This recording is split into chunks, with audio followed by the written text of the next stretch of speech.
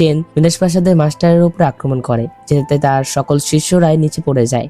সে যখন তাদেরকে হারায় তখনই সেখানে সাংচি চলে আসে। সাংচি এসে যখন চেনের উপর আক্রমণ করতে যাবে তখন চেন তার দিকে তলোয়ার তুলে ধরে, কিন্তু চেন যখন সাংচিকে বাধা দিতে যাবে তখন মু তার পাওয়ারের মাধ্যমে চেনের হাত নিচু করে দেয়, যার কারণে সাংচি চেনকে অনেক জোরে একটা আঘাত করে, যেটাতে চেন অনেক আহত হয়ে যায়। তখন সাংচি চেনকে বলে যে তোমার এই জেড বল টেকনিকের আঘাত কেমন লাগলো।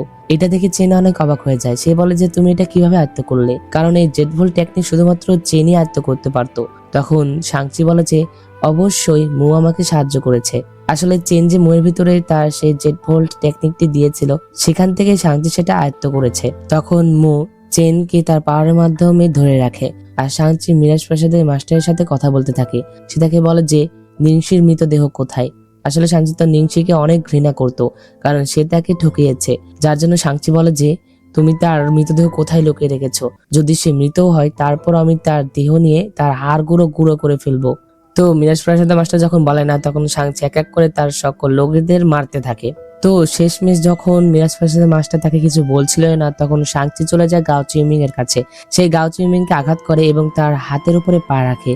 সে তাকে তো এই অসম্ভব সুন্দর ড্রামাটি দেখতে হলে সিএস সাগর মুভি এক্সপ্লেন চ্যানেলটি সাবস্ক্রাইব করে পাশে থাকা বেল বাটনটি অল ক্লিক করে দাও। তো দেখা হচ্ছে এক্সপ্লেনে। আল্লাহ হাফেজ।